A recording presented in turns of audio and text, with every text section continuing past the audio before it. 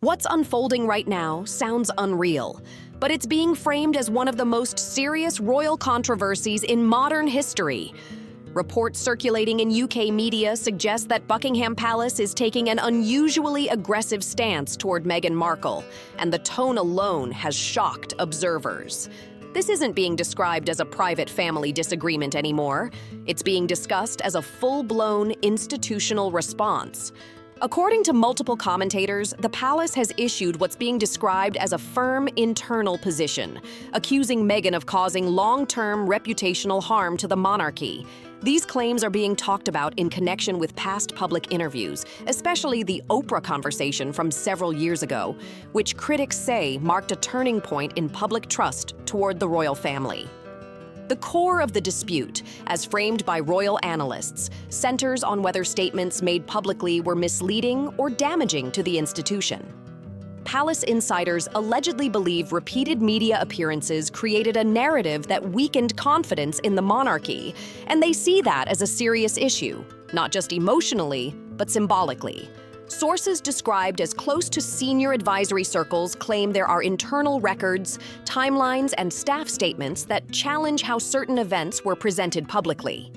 These are not being described as courtroom verdicts, but as material the palace believes supports its position. The language alone has raised eyebrows across political and media circles. Two moments from the Oprah interview remain the most debated. One involves a claim about a conversation concerning Archie, and another relates to mental health support. Royal representatives strongly dispute both interpretations, saying the events were either misunderstood or portrayed without full context. On the first point, palace-aligned voices argue that no confirmed account supports the way the conversation was framed publicly. They suggest it may have involved general discussion rather than intent, and they reject the implication that it reflected institutional attitudes. Regarding mental health, royal officials have pointed to internal procedures and documentation showing that assistance was offered. They maintain that support systems were available and say the situation is far more complex than how it appeared on television. What's escalated the tension even further is commentary suggesting broader political concern.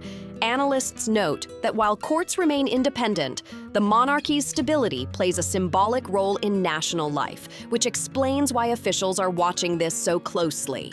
Legal experts speaking hypothetically say that if any formal action were ever pursued, it wouldn't be about personal revenge. It would be about protecting institutional credibility.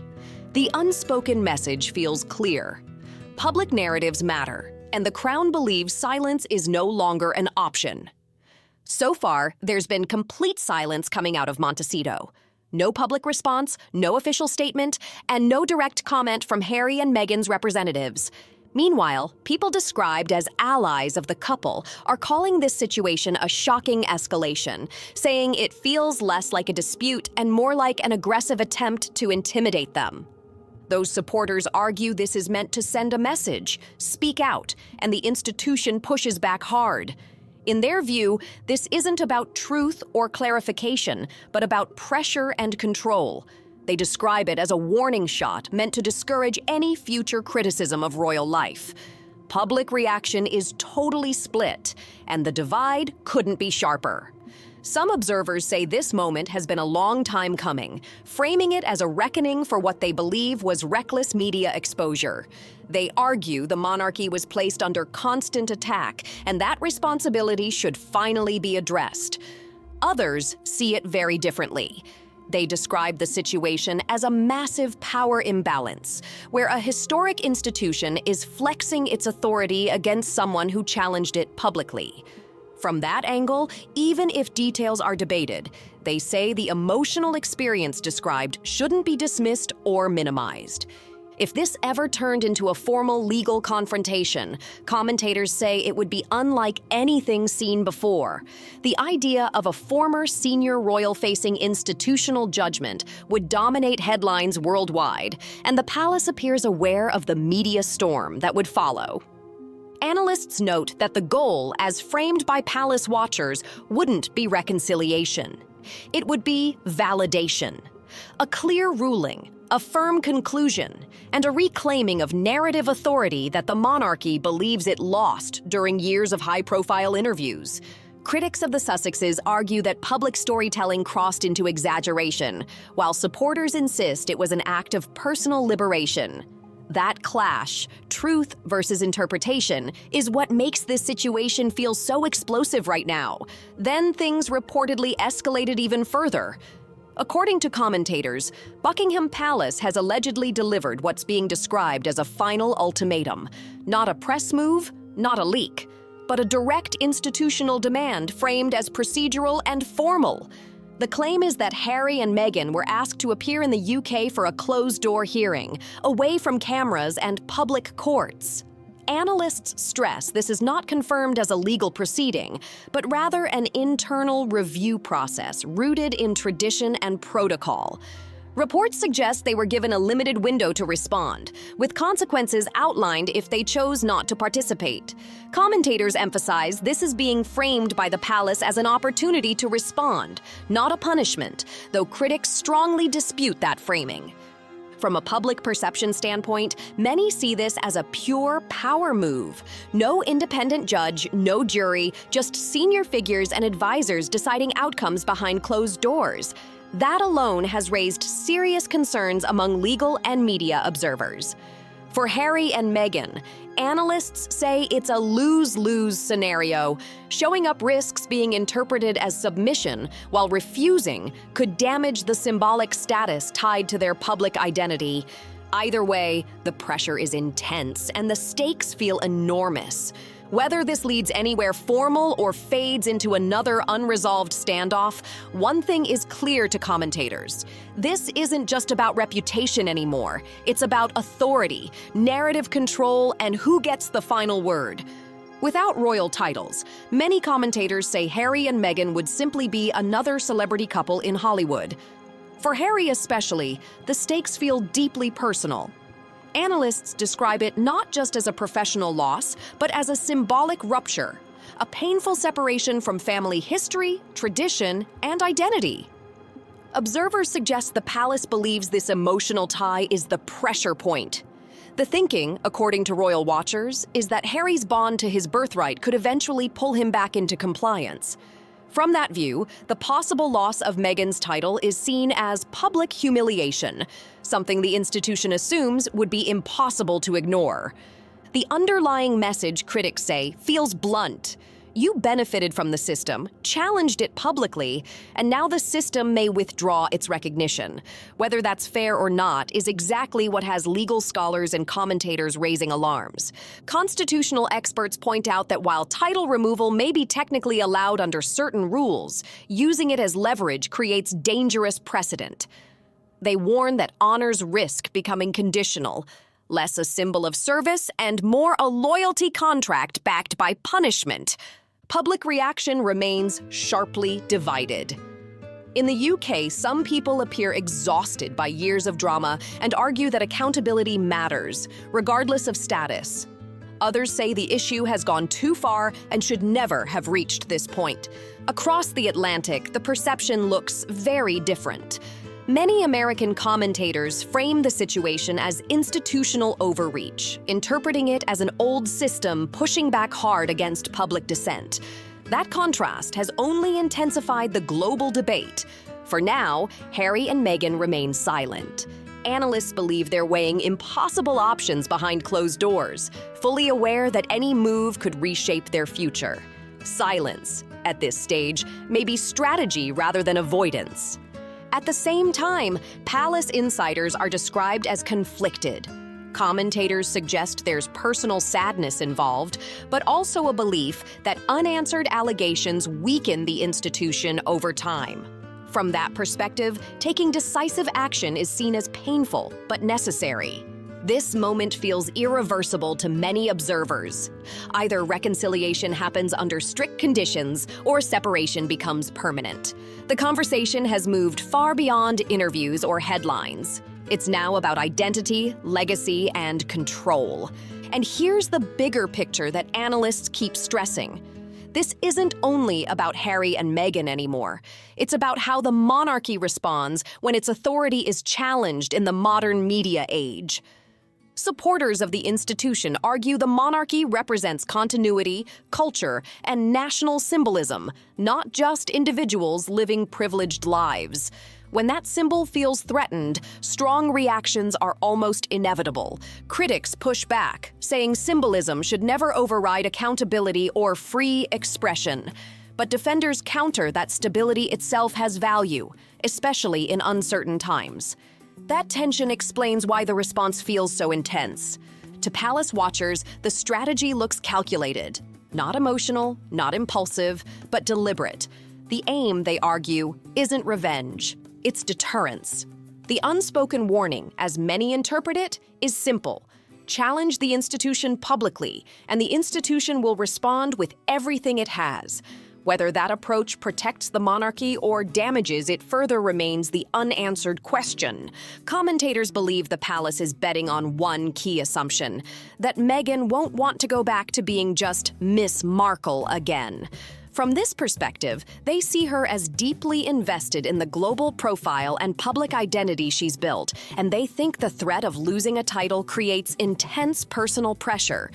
Analysts describe this as a classic pressure tactic. Force a choice between personal ambition and family loyalty and see where the fracture appears. Whether intentional or not, many believe the strategy is designed to test the couple from the inside. Right now, most observers agree Harry and Meghan are stuck in an impossible position. Returning to the UK is framed by critics as walking straight into hostile territory while refusing to engage risks losing symbolic ties that still carry enormous weight. From the outside, it looks like a no-win scenario. Compliance brings risk, silence brings consequences, and every option comes with long-term fallout. That's why analysts say the stress level behind the scenes must be extreme. Some commentators speculate that Harry may feel the strain more intensely than Meghan. They point to his lifelong connection to tradition, family, and national identity, arguing that the emotional pull of those roots could eventually wear him down. This line of thinking suggests Harry might push for reconciliation, not out of agreement, but out of survival. From that view, apologizing or engaging could feel like the only way to preserve a link to his past, even if it comes at a personal cost. Others strongly disagree with that assessment. They describe Meghan as fiercely independent, unlikely to accept institutional control or public submission. In that framing, compromise would undermine everything she believes in. That's where speculation about separation begins. Not necessarily divorce, but distance. Analysts imagine a future where Harry reconnects with his family in the UK, while Meghan continues her public life in the US, focused on media and business ventures. If that happened, many believe it would mark the quiet end of what once felt like a modern royal fairy tale. Not with scandal, but with distance. And that outcome would be interpreted by some as an institutional win. Supporters of the monarchy argue it would prove resilience. From their perspective, the institution has survived wars, scandals, and centuries of change, and this would simply be another chapter of adaptation. Critics push back hard on that idea. They say survival doesn't equal moral victory, and that institutional strength shouldn't come at the cost of silencing personal experiences. Still, analysts agree on one thing. The monarchy isn't reacting emotionally. It's acting strategically. When authority feels threatened, institutions tend to protect themselves first. That's why this situation keeps escalating in public discussion. Headlines describe it as extreme, dramatic, even surreal, especially when commentators start using language usually reserved for history books. Observers stress that no formal charges have been confirmed. Instead, what's being debated is how past interviews were interpreted and whether they crossed lines in the eyes of the institution. The Oprah interview remains the flashpoint in nearly every discussion. Critics argue certain claims damaged trust, while supporters say the conversation reflected personal truth rather than political intent. Royal commentators say the palace disputes how those moments were framed publicly. They point to internal reviews, staff recollections, and procedural explanations that challenge the televised narrative. None of this has been tested publicly, and much of it remains disputed.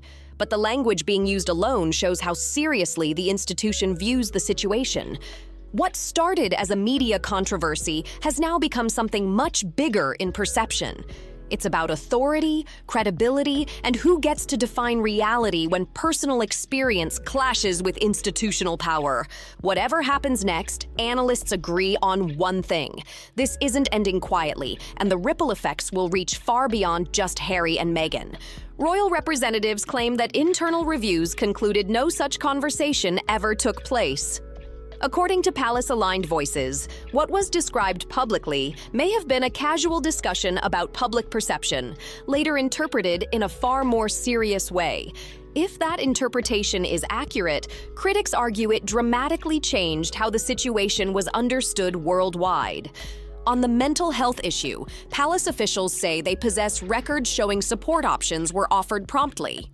Their position is that assistance was available but not accepted, and that later, public statements didn't reflect the full picture. This contradiction is now being cited by commentators as central to the dispute. Legal analysts emphasize that these are allegations, not verdicts. Still, the language being used by lawyers connected to the crown is intense, with arguments focused on intent, credibility, and whether public claims crossed legal boundaries. What's raised even more eyebrows is the suggestion of government alignment. Commentators point to statements stressing the importance of institutional stability, interpreting them as signals that officials see the monarchy as inseparable from national identity. Legal experts have reacted with disbelief at how far the rhetoric has gone. Terms usually reserved for historical textbooks are suddenly appearing in modern discussions, and analysts warn that even mentioning such concepts escalates public fear and confusion. Some lawyers argue this isn't about compensation or civil liability. In their view, it's about authority, the state signaling limits on how far public criticism of foundational institutions can go. Others strongly reject that framing. Supporters of Harry and Meghan describe the situation as a dangerous overreach, arguing that personal experiences shared publicly should not be treated as threats to national order. Public opinion remains deeply divided. One side sees accountability and consequences, while the other sees intimidation and silencing. That clash has turned this story into a global flashpoint. If the dispute ever reached a formal legal setting, analysts say it would dominate headlines for months. The image of a former senior royal under institutional scrutiny would be unprecedented and emotionally charged. Observers note that palace messaging suggests they're not seeking reconciliation. The goal, as it's being interpreted, is a clear ruling that restores narrative control and draws a hard line.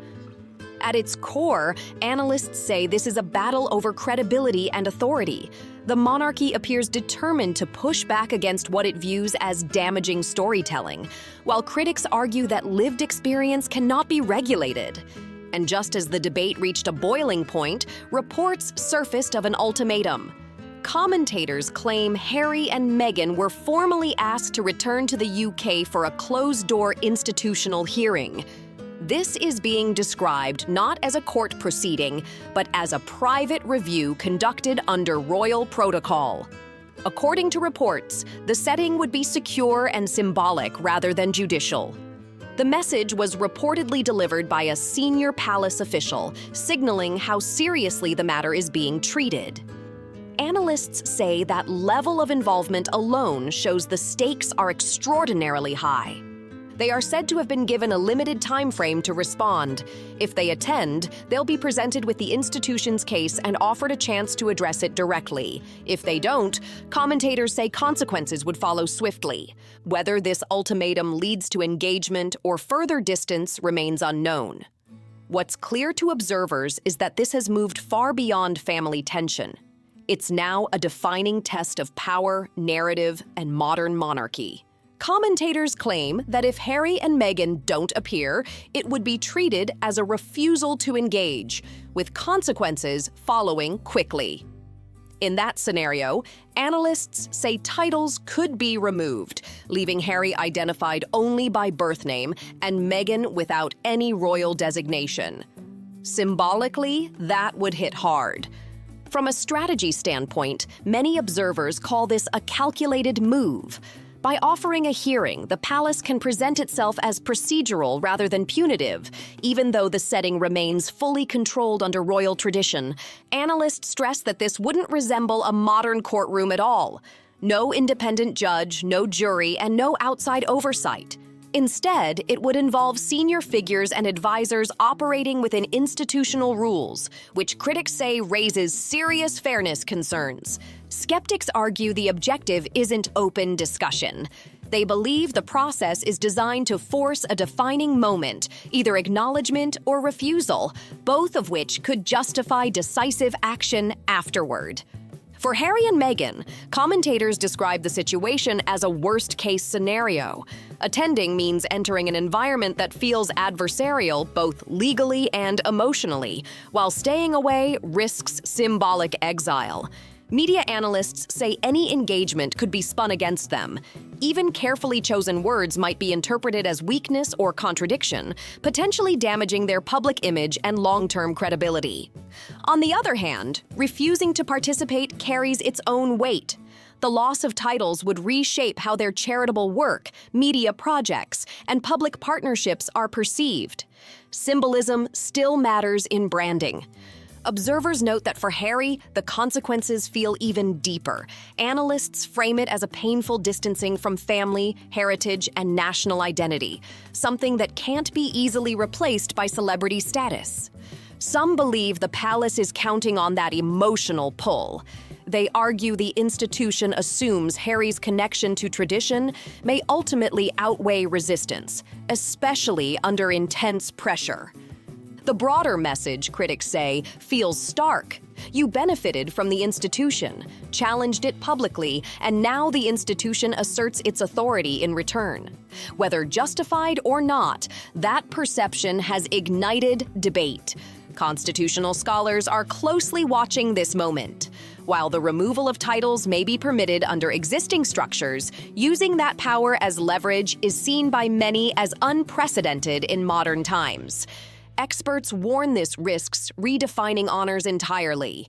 What was once symbolic recognition begins to look conditional, tied to behavior and public alignment rather than service. Public reaction remains deeply split. In the UK, some voices express exhaustion, arguing accountability should apply equally. In the US, many see a powerful system targeting dissent, especially when identity and race enter the discussion. For now, the Sussex camp remains silent. Analysts believe they're carefully weighing consequences, knowing any decision could permanently alter their future path. Meanwhile, commentators describe the monarchy as resolute but conflicted. There's talk of personal sadness alongside institutional resolve, with advisors emphasizing that unresolved claims weaken authority over time. This ultimatum feels like a final line in the sand to many observers. Engagement means submission to process. Refusal means permanent separation. Either choice closes doors. The story has moved far beyond interviews or media moments.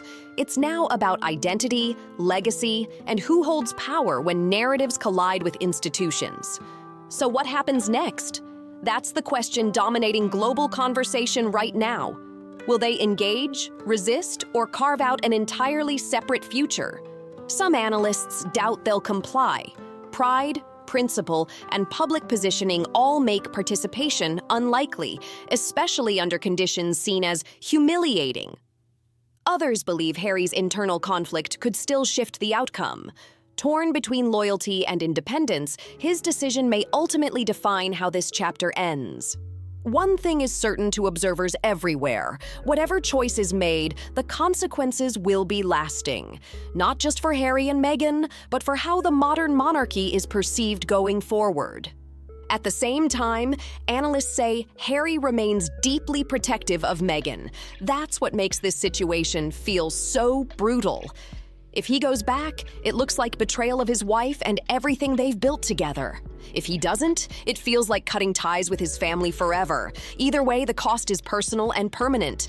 Based on past behavior, many commentators believe they won't comply. The expectation is that they'll reject the process outright, calling it unfair or biased, and frame their refusal as a stand against institutional pressure. That approach has worked for them before, especially with loyal supporters.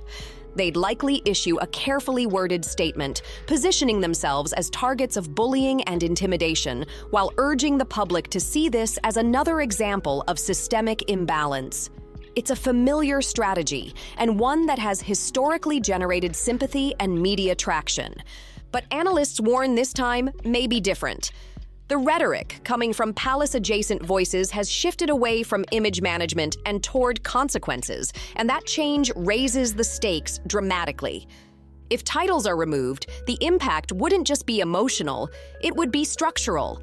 Much of their public relevance, branding, and deal-making power is tied to royal status. Strip that away, and the spotlight inevitably dims. Media observers note that recent projects haven't generated the influence once expected. Without royal titles to anchor interest, staying culturally central becomes far more difficult in a crowded celebrity landscape. That said, few believe Harry and Meghan would vanish entirely. They'd still retain a loyal audience, particularly in the US books. Interviews, speaking tours, and independent media ventures would likely follow. The bigger question, analysts argue, isn't about their survival. It's about the monarchy's. Does this response demonstrate confidence and strength, or does it reveal anxiety about losing control of the narrative? Supporters of the institution see a line being drawn. From that view, the message is simple. Public attacks on foundational symbols carry consequences. Authority, once challenged, must be defended. Critics interpret it very differently. They argue the escalation shows fear of influence, fear of modern media, and fear of losing moral authority in a rapidly changing world. And while all of this dominates headlines, many point out the irony.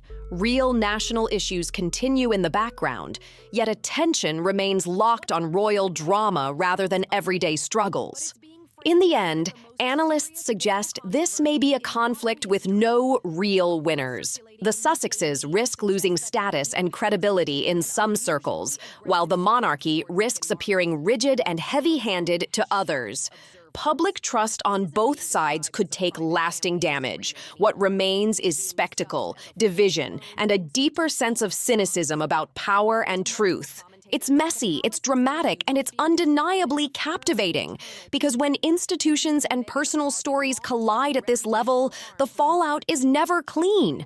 And if you want to keep following how this story unfolds, make sure to like the video, subscribe to the channel, and drop your thoughts in the comments. This conversation is far from over, and we'll be breaking down every twist as it happens. See you in the next one.